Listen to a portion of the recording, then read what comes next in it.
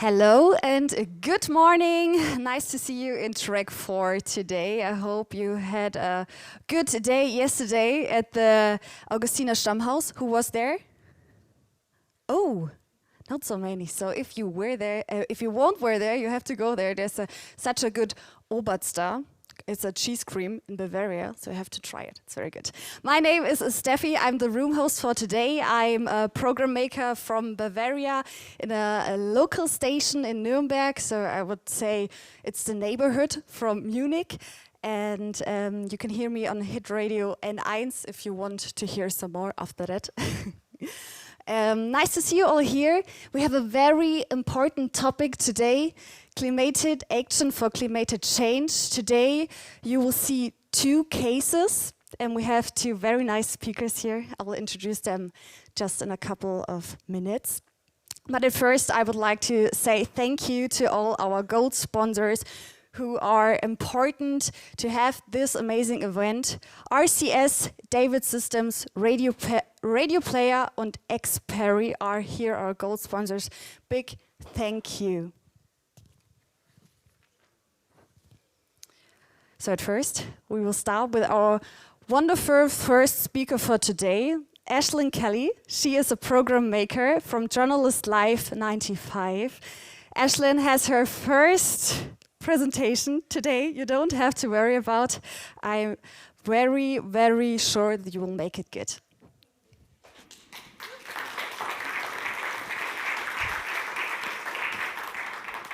Hello everyone, my name is Aislinn, thank you for the introduction. So I am one of the programme makers of Ours to Protect. It was a project between 23 radio stations in Ireland and it's all dedicated to climate change and climate action. So a little bit about me, I recently graduated from the University of Limerick a year ago.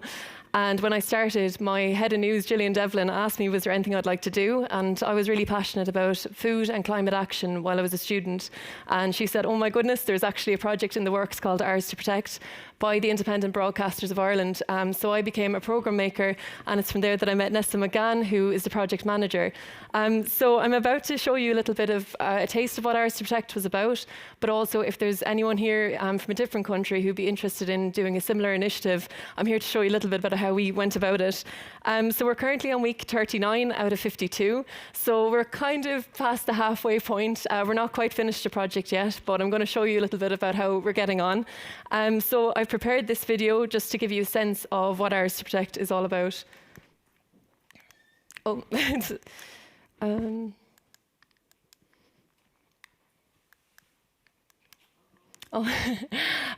so I might just keep going, it's fine. Oh, yeah, this is working, a bit of a technical difficulty. Collaboration between 23 independent radio stations across Ireland. Over the course of a year, stations will broadcast 1,200 unique programmes, all devoted to climate action. Local and regional radio stations that were once competitors have united in a first to create a platform for listeners to engage in environmental topics in their area and throughout Ireland. Programmes have focused on everything from renewable energy, travel, food, waste and the circular economy, all while directing listeners back to a bespoke website containing episodes from participating stations around the country. The project has had an active social media presence, alongside running a survey that has provided a unique insight into how the topic of climate change impacts people's daily lives and how they interact with climate-related programming. Ours to Protect has provided a national platform for this collaboration of independent stations and has proven listeners have an appetite for climate-related programming, as well as showcasing the expansive array of local initiatives that are active throughout Ireland, addressing this global challenge. So that was a bit of a sense of Ours to Protect, and also give you a sense of how different the landscape in Ireland is. Obviously you had stations from cities and also from rural areas participating in this project. So I'm going to give you a sense of the landscape of Irish radio. So you all probably got a taste of a little bit of Ireland yesterday with St. Patrick's Day, but we have quite a small population, obviously, compared to Germany. We have just over 5 million people. However, our radio landscape is incredibly competitive. We actually have 34 radio stations in Ireland, all competing for listeners and sponsorships. So as you can imagine, as I said, it's quite a competitive environment. However, this was championed by the Independent Broadcasters of Ireland, and their role is to promote high quality programming amongst the independent radio sector, but also to represent us when it comes to the government and also Commission Naman, who are Ireland's independent media regulator. So the emphasis of Ours to Protect was to create more climate-related programming for local radio stations and to give local voices a platform when it comes to talking about this global challenge. So the aim, as I said, it was funded by the Sound and Vision Fund, which is provided by Commission Naman, which is dedicated to promoting Irish heritage and culture. So now onto the mission of Ours to Protect. So it's known that the media has a major role in communicating climate science and making it accessible to the public. And we wanted to increase public awareness about the community action that's happening within their counties and areas relating to climate change. I'm sure everyone in this room has had the experience of reading a news article related to climate science and thinking, oh my goodness, we're in the apocalypse, there's nothing we can do. We were looking to empower people and to make them feel like they could make a difference, but within their areas and counties, even if they have a tiny population or they're from a very rural place, they still can get involved in climate action. So I have a Reuters study linked here, which showed that 81% of Irish adults listen to radio every day. So this is a massive access to the Irish population. And also 52% of people listen to their local station daily. So this was, the emphasis of this project was on local stations, so they can find out what's happening within their county. So Ours to Protect would be a weekly climate-related series. So every station participating would create one programme a week. We had it so that it was the same time every week and on the same programme. So for me in Live 95, it was part of our flagship current affairs programme, the Limerick Today Show with Joe Nash, while other stations picked maybe the afternoon of a Friday, or they had their own choice. And we wanted to make sure that it was solutions journalism. So as I said, people felt empowered and they felt like they could make their own difference after hearing an episode. So now on to the programmes. So in total, the project entails 1,200 unique programmes between all the stations. And Nessa McGann here had a very hard job of uploading all them every week and overseeing it. Each programme maker, like myself, had a planning session. We had about 3 of them before the project got started. And it's here that we spoke to scientists and people who knew a lot about solutions journalism. And we also got to brainstorm. And this was a very important aspect of the project because a lot of the programme makers asked questions I previously hadn't even considered. And then that informed how I made my programme. So there was a lot of collaboration even from the onset of this project. We were encouraged to get the audience's voice. So we wanted to hear from the people out and dealing with the climate and dealing with the Irish landscape and trying to make a difference, as opposed to maybe scientists who can get quite entrenched in their own science. So for example, I really wanted to do an episode on allotments, and rather than going to a scientist to talk about the benefits of green spaces and how this has like a sociological impact on a city, I spoke to the man who ran the allotment and the community youth group that were involved. So we had a lot of cases of accents and voices that maybe would never have been on radio before, had a platform through Ours to Protect. So each episode was about 5 to 8 minutes in length. So it was quite small and punchy, and it would also be podcasted. And it was also uploaded on a bespoke website, which you may have seen a clip of in the video, and I'll be talking about a bit later. But all stations also uploaded Ours to Protect on a page on their own websites dedicated to the project. And we also promoted a nationwide survey, which I'll be showing you the insights of, which gained us a little bit of understanding of how people perceived climate science in Ireland. We also encourage people to use a footprint calculator. So this was so the audience understood their own contribution to the environment and maybe saw themselves as complicit within making a global change and becoming more sustainable. So here's a quick video that I've made to give you a taste of all of the different radio stations and the diversity of content that they produced. So. Biodiversity in Dún Laoghaire Harbour for being so close to a capital city is unbelievable. So we have the very visible things, which is your bird life, you have your seals, they're very, very noticeable. But then the more you start scratching under the surface like we saw today, we have a range of coral and sea sponges like we saw today. Huge biodiversity, which of course is the foundation block of all the ecosystem. It seemed to me that the land was so bare, and in places where there was cover, the land was completely different. And I saw that all through Asia as well, you know. So when I came back here, this farm had been derelict for 20 years. So it was already on the way. So all I had to do was just manage it. We lived out in the country, and literally the hazelnut trees were all around us, and they would need to be more than fresh, as in they'd need to be well ripe. The options for Halloween costumes are huge these days. It's no longer about the homemade outfit. In terms of here in local beach area, we're talking perhaps higher tides than we've seen before. But, you know, that would be classic climate change. It's a social place to have a little chat and meet the lads, and it's soothing as well, especially when COVID came on. It was a great help to people because it was probably the only place that we were allowed to go. So as you can see, there's quite a diversity of accents, but also content. So now onto the website. So here is the interface of the Ours to Protect website. And that QR code should work. I hope it works and link you back to the website, but I'll also show it at the end of the slide if you want to take a picture of it. So as I mentioned, each station had to upload onto their own website, but we also directed listeners to this nationwide survey. So as you can see with the map of Ireland, users could hover over their county and see the different radio stations involved in the project and what's going on in their area. We also had a really useful resource centre on the website. So for example, we would link to the Citizens' Assembly on Biodiversity Loss or the Community Climate Coaches. So if there was a particular area of climate action you were interested in, we could encourage listeners to learn a little bit more. So in order for the website to work, each station provided an MP3 of their audio, so the programme for the week.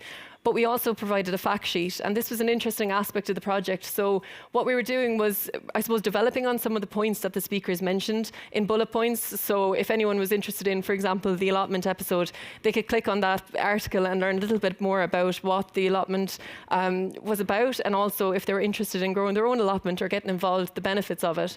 And those fact sheets also got uploaded onto the station website, and Nessa here was involved in uploading all of the county's pieces, so it was a very in-depth thing for Nessa to do. I can't believe like 1,200 programmes is a lot, but it's been running like clockwork, and it's been a really interesting thing, particularly as a programme maker, to see what the diversity of content in each county. So Limerick, where I'm from, is quite small, but we've never run out of ideas for Ours to Protect.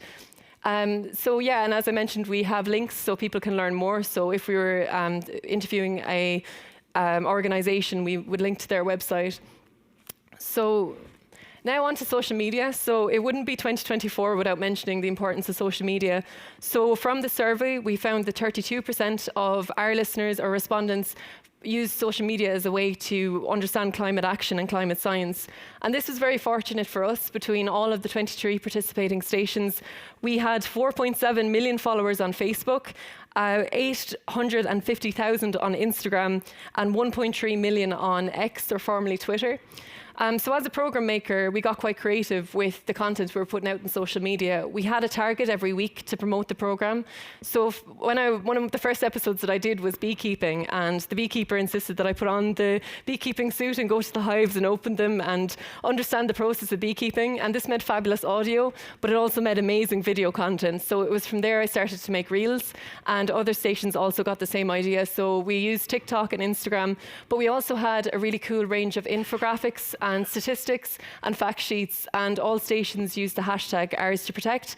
So for anyone interested in maybe their station's website, they could also click on Ours to Protect and get a sense of how it's happening on a nationwide scale.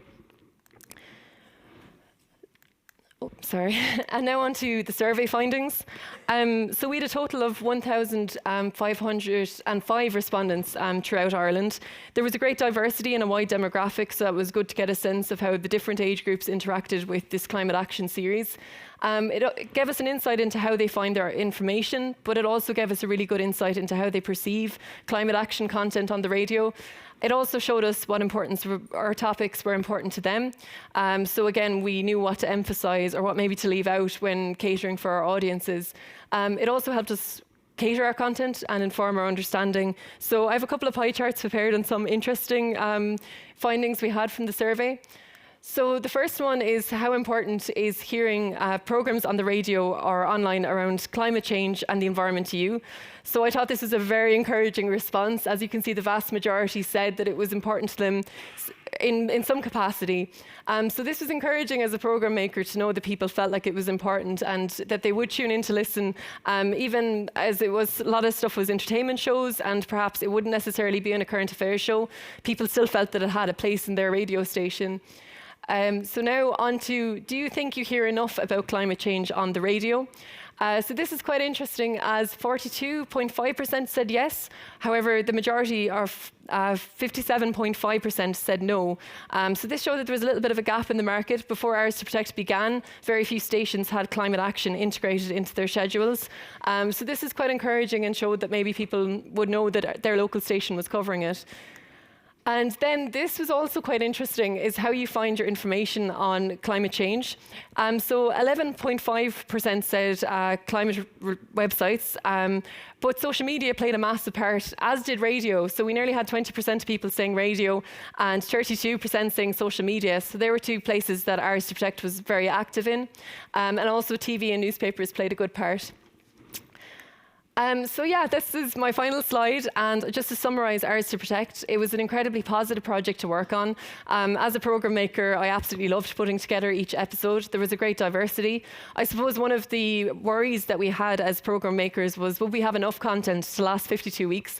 What we found is that there's more than enough in people's locality. Climate change doesn't need to be viewed on a national basis. You can look at it through the prism of of a county, or that even if it has quite a small population, there's so many different aspects to climate action and climate change. It also showed the power of radio to address climate change. It was a great medium to use, and particularly when it came to extending into social media. We also gained incredibly valuable insights from our listeners about where they find climate action, and it was cool to present that people are looking to hear about climate change on their radio. So yeah, and it also, for me, it showed me how many innovators are in Ireland and within the locality, how many people are interested in things like water quality in urban spaces. And there was such a great diversity that we had young voices some weeks and then we had older voices the next week. It wasn't limited to one demographic. And we also showcased that you can use solutions journalism to address climate change without maybe lessening the topic or the impact of it. We showed that people can feel empowered after listening to something about climate change, and they can feel like they can make a difference within their locality. So yeah, we're not quite finished the project yet, so I'll have to come back next year to tell you exactly how we went on. But we're currently on week 39 and everything's looking incredibly positive. So I have a QR code which I hope links to the Hours to Protect website. And yeah, if anyone's country is interested in doing something similar, I'd be delighted to talk about my experience as a programme maker. So thank you for listening to me.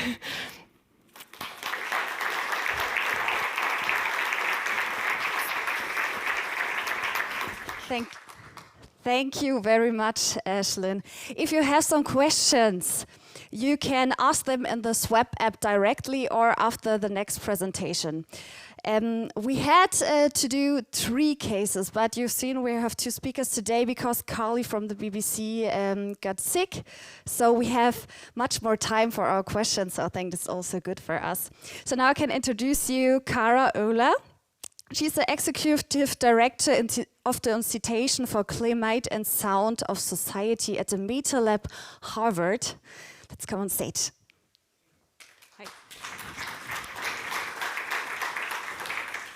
Hi, thank you. I'm so happy to be here. And I did want to say, Callie from the BBC, is that? Carly, yeah. Carly, when we got to talk to, I wish she could be here, and when we got to talk to her, she spoke about how they've had this whole initiative at the BBC to try and, have more climate positive, like as a whole organization, and they have a bike that they're using for reporting that's outfitted to do reporting completely with this bike, which many of you may have heard of, but I really wish everybody could have heard about that more. Okay, so I'm excited to tell you about this new, this new institute that I'm starting for Climate Sound and Society with some other collaborators. But first, what are we talking about when we say climate sound? Why is this community necessary? And I think, we're going to talk a little bit, there's kind of an economy of attention problem, and listening is so important. And so what I'm going to talk about is, I think that there's so much more sound that can be incorporated into our climate reporting that can make it more interesting for people, more sensorial, more felt, and also get their attention a little better. This is kind of making funky noises. Hold on. Let's see if I can, is that better? Yeah, good, that was annoying. Okay. So let's start out with some sound. So this is some sound that I heard in 2016. And this is a sound, it's the first time I heard a sound that felt like it was actually a climate adaptation sound. And so Mylene Mariette studies zebra finches in Australia, and she was out on a very hot day, and she heard a really strange call that she hadn't heard from the zebra finches before. And so what she came to understand after listening to zebra finches in the lab and trying to replicate this whole thing was that zebra finches were making this call as a heat call to their eggs before they had hatched, and trying to tell the eggs to hatch sooner because zebra finches have a better chance of surviving if their body weight is lower. And so I just wanted to play that sound just one more time.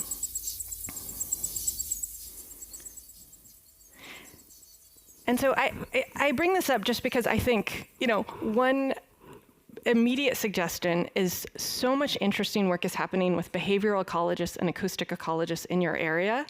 And I would 100% suggest adding them to your beat of climate reporting. So I spoke about this earlier. I got into this whole field working on this issue of the New York Times Magazine. I was brought on to edit and produce it. And we brought people to 10 places in the world where you would want to travel to hear something rather than see something. And so one of the places we traveled was the Atacama Desert. And this sound is the saline crust of the desert. As it expands and contracts, it makes cracking sounds. And so that's what you're hearing. This is one of our field recordists, Robert Kilo.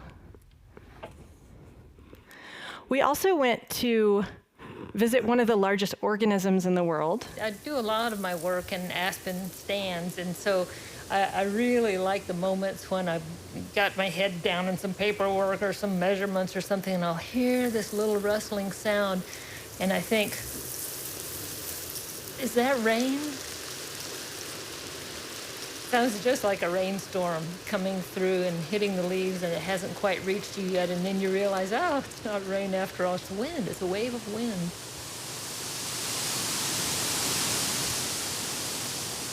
What makes aspen especially interesting, I think, is that it has roots that spread out just underneath the surface of the soil, and out of those roots can come brand new trees that look like different individuals, but in fact they're genetically identical to the root from which it came.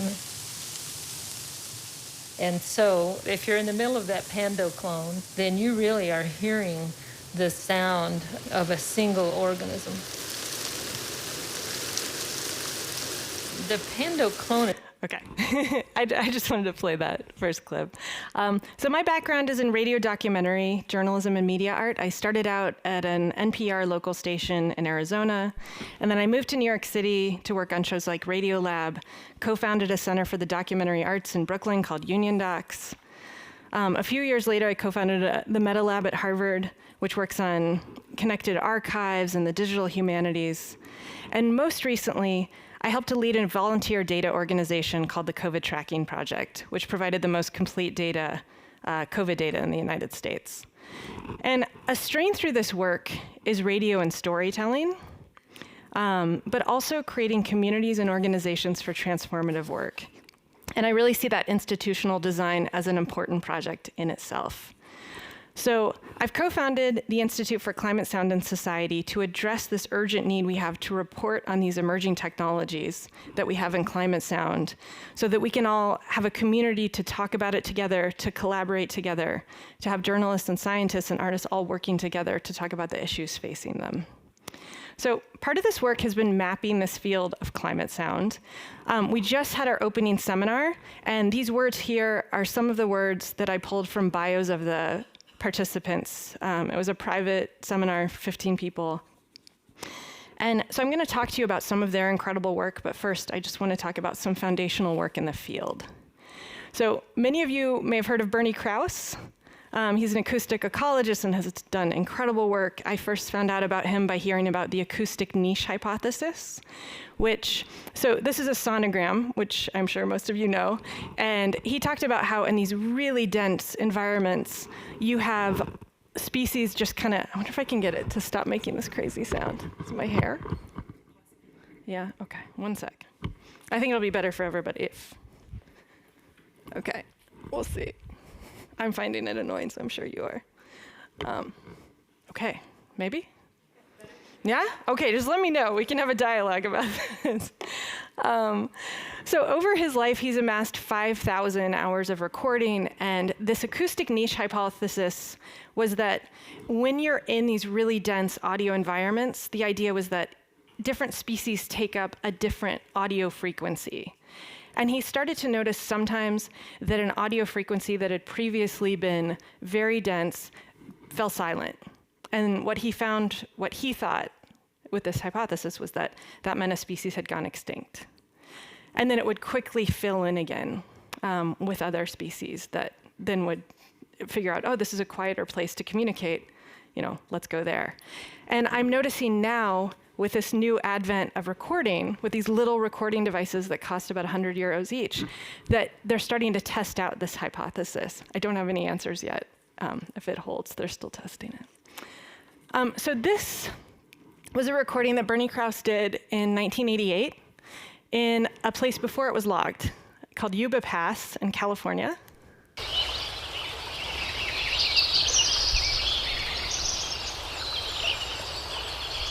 And then a year later, he went back to the exact same place to see what it sounded like after they had done selective logging, which meant they just removed, every third tree or something.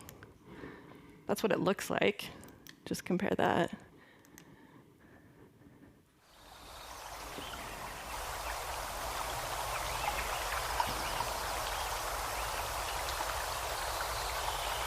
So seeing it and hearing it is quite striking. So, Bernie, I think, really inspired a lot of people to get into this work. And this is part of this whole beautiful exhibition called the Great Animal Orchestra, which if it's near you, I would highly suggest. But I want to talk about now these devices that are really making it possible to do some of the work, not in such beautiful quality, but some of the work that Bernie was doing, but on a much larger scale. So this is a photo of one that my brother actually deployed in Indianapolis at an urban farm that he's working on, just to try and track biodiversity there, just to show it's happening on a really small scale. And this is conservation scientist Zuzana Burvalova. And she gave this talk where she showed these two images. She works in tropical forests in Gabon and monitors biodiversity. And she talks a lot about how we're doing these nature-based solutions to fight climate change. And what she means is we're growing forests to sequester carbon. And you can maybe guess which one is the one that's grown to sequester carbon. So this forest on the left, if that's even an appropriate word for it, is great for accumulating carbon, but it's really bad for biodiversity. Just one kind of tree, not many species live there. And for Dr. Burvalova, she says when deforestation stops globally, we want to be left with forests that have biodiversity and complexity to withstand climate change, rather than some kind of simple carbon farm, like what you have on the left. So she and her team are developing ways to use sound. Oh. Okay, well, that's sound from the right. That's an orangutan, especially. She also talks about with the cameras, you can see these orangutans. That's an easy species. Even if you're out there, you can see them. But there are all these species, and I love this word she uses. She uses shy, the shy ones, or the cryptic ones. And those are the ones we can't see that hide in the canopy, that come out at night. And so the sound monitors really help to gather that.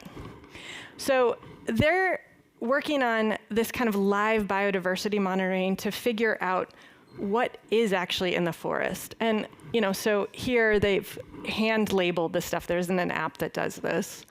But, there's a lot of talk, and I'm sure you'll start to see it when in climate reporting, when there are the nature-based solutions, there's a lot of talk of, oh, well, now we can monitor biodiversity and figure out what kind of impact development has. And Dr. Burvalova talks about how the claims are actually, it's a dangerous territory. And I mentioned this earlier, but I really think our job is to understand this technology and ask questions, because it's a really exciting thing to report on, to think that we can monitor biodiversity in real time.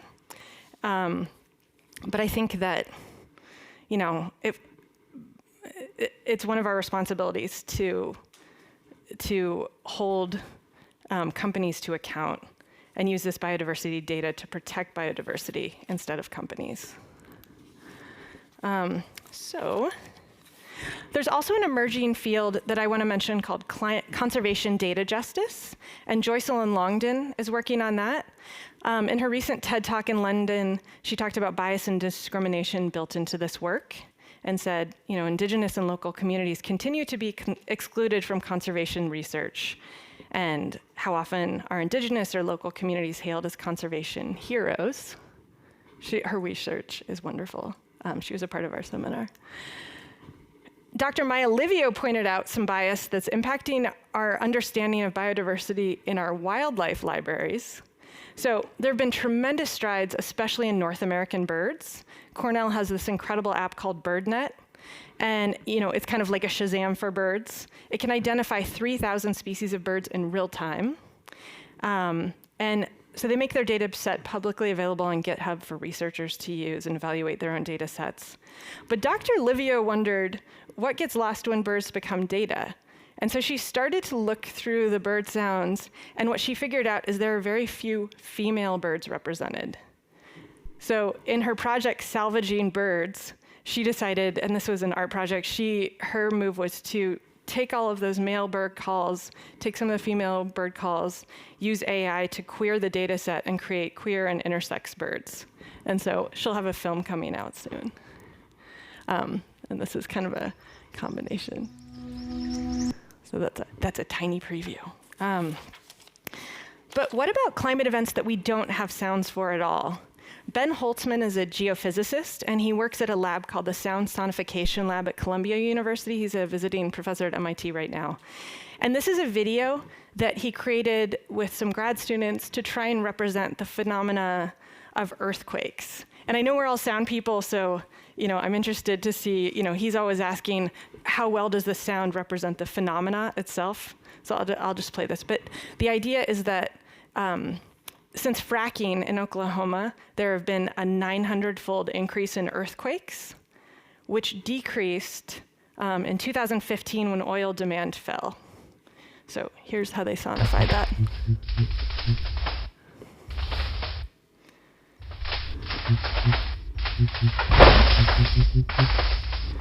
So this represents the 900-fold increase in earthquakes.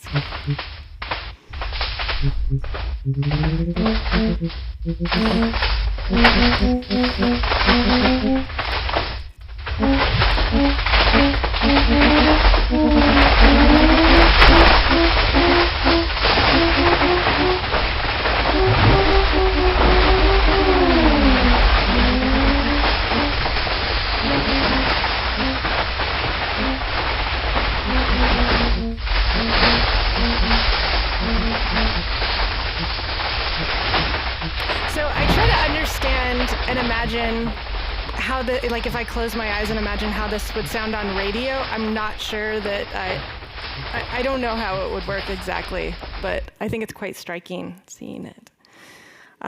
He also works on a concept that I think is worth mentioning that involves a little less sound, which is called deep geothermal heat mining, where he's trying to find ways to access the Earth's internal heat to generate carbon-free electricity. So, and this is from the paper about that. So I really enjoyed Ed Young's book, An Immense World, which I would highly recommend if you haven't read it. And I think, in thinking about these ways to represent this phenomena of biodiversity, this phenomena of, climate events, or try and represent what the environments are like for species, we can only represent so much. And, but in our production, perhaps there are some things we can do. Our earbuds are now equipped with spatial sound. And although our podcast feeds don't make that possible right now, I do wonder what it would look like if some of them did, and what kind of interesting reporting we could do if we could actually use this climate sound. Ed Young in his book talked about Umwelt, or the sensory bubble that's around species. And as he put it, every animal, including humans, can only tap into a small fraction of reality's fullness. And I think that's something we face in trying to cover these topics. So I'm just going to talk for 2 more minutes.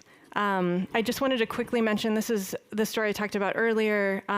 Speaking with whales, this group Earth Species Project is trying to use, they're trying to look at different connections through words and look at patterns in language and see if through this kind of work they can build models to figure out how to speak, if there are similarities with other species, and if we can understand what they're saying.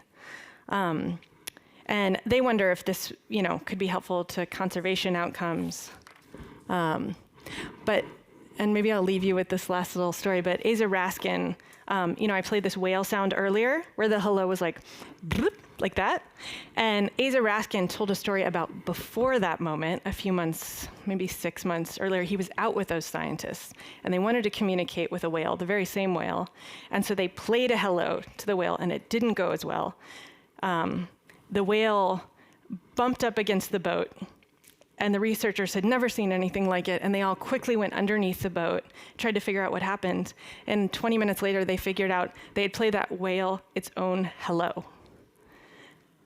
And so this is why I bring up, once we start trying to communicate with species, understand what they're saying, what are we doing? Like, there's so much responsibility with that. And Asa says, if we're going to participate in this kind of enhanced form of this technologically enhanced form of eavesdropping, there are all these responsibilities that come with it.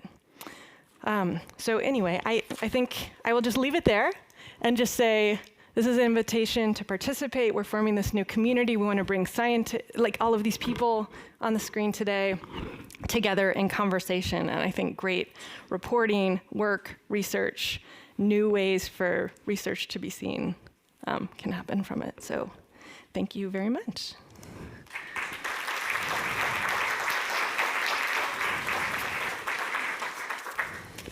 Brilliant. Would you want to take a seat there? Thanks very much for that, Cara. Ashton, come on up as well. If you want to take a table. Oh, take a table. Cool. Okay. I think it's still kind of COVID times. We take a table each. Just to say that was 2 really interesting and really sort of thought-provoking presentations from both of you, so thank you for that. The thing that struck me was the importance of sound, and I could see, Cara, while Ashling was doing her presentation, you were listening to In the Hazelwood, and you're I love that. thinking, her voice. wow, and I can hear the sounds of an Irish forest, which was lovely. The one thing that seems to obviously unite us all here is audio, and the collaboration and the collaborative nature of the 2 projects that you're running in the new centre and also for Ours to Protect. And I think that's probably where our strength is as an industry in collaboration. But are there any questions from the floor? I know we have a few minutes. There's a lady there. Which is always good to get first speaker as a woman. Like it? Thank you. And if you could just tell us where you're from. Sorry, my name is Susanna. I'm from Sweden. I'm working for a production company there. So thanks for both talks. Marvelous. So this is 2 questions for Aislinn. I didn't get who keep together Ours to Protect. And the second question is, do the stations meet to evaluate the work in some way? Okay, so our project manager was actually Nessa McGann. So Nessa here was putting up all of this stuff and talking to all of the program makers. So yeah, if you want to talk a little bit about it. So there's one project coordinator that's funded, and it's part of the funding that there's one project coordinator. So that's the person who keeps it together and deals with 23 stations individually. And then the website is the public place where it's all kept together, and all of the programs are available to listen to, even though they haven't been updated in a while because I've been a bit busy with this conference.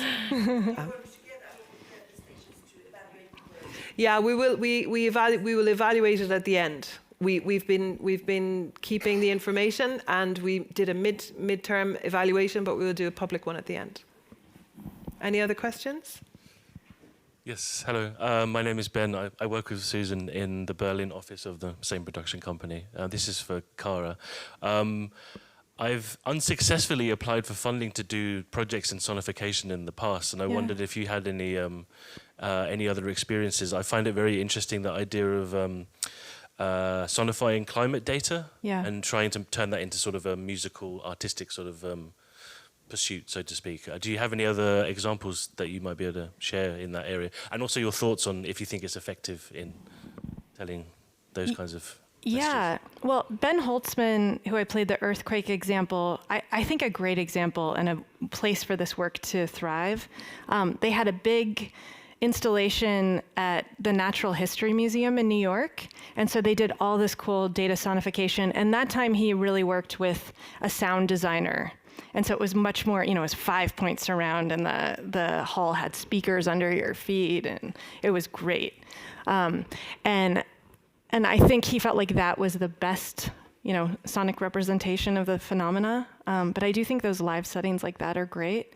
And I think this one, part of its strength is the visual as well at the same time. I'm not sure that would work exactly on radio. And then Jim Briggs is a sound designer that works with Reveal at the Center for Investigative Reporting. And he did a really cool sonification on hurricanes over time that I think is worth listening to. But yeah, I do think that musical sound designer collaboration is really important. And I think with the earthquake example, there maybe wasn't quite as much of that. Back to collaboration being really important. I think we have time for one more question before we need to try the famous pretzels. Hi, I'm Josef from Swedish Radio. I wonder if you could elaborate a bit about the solutions journalism part of Ours to Protect. Yeah, so the emphasis for program makers was to make sure people went away from a program and felt empowered rather than scared. So for example, if you're dealing with water quality, rather than interview someone to talk about how bad the water is, talk to somebody who's coming up with filters, if you get that kind of way. So every topic, talk about someone who has a solution and who's working towards that kind of positive effect, if you know what I mean. So get people to invest in the idea that they can make a change rather than that they're powerless. And obviously the climate change is such a something that's so above all of our heads sometimes, and it can often feel almost paralyzing, but we want people to feel empowered. So yeah, and I think the local elements of the project really helped that, because you could meet people in the area who were dealing with those things directly. So for example, farmers, rather than talking to them about how the land is depleted over the years and how the climate is impacting the harvest, I spoke to a man who was encouraging hedgerows and had a completely different perspective to the traditional way in Irish agriculture. So he was letting them grow up, and this was providing a lot better fields for him, and it was also it was much more positive basically for his farm. So rather than deal with depletion, we were dealing with the people who were bringing it back, if you know what I mean. I think there's a great space there for some of those recorders, Cara. I think we could definitely collaborate even with the people on the stage. Look, it's a great topic. It's something that we want to cover more of and in more ways. I'm sorry, as Cara said, that Carly wasn't here. They're doing some really interesting work in the BBC around measuring sustainable practices for audio production processes, which she would have talked to us about, but maybe we'll get her for next year. So thank you so much. I'll hand you back to Steffi. Thank you very much, Cara and Ashley. Thank you.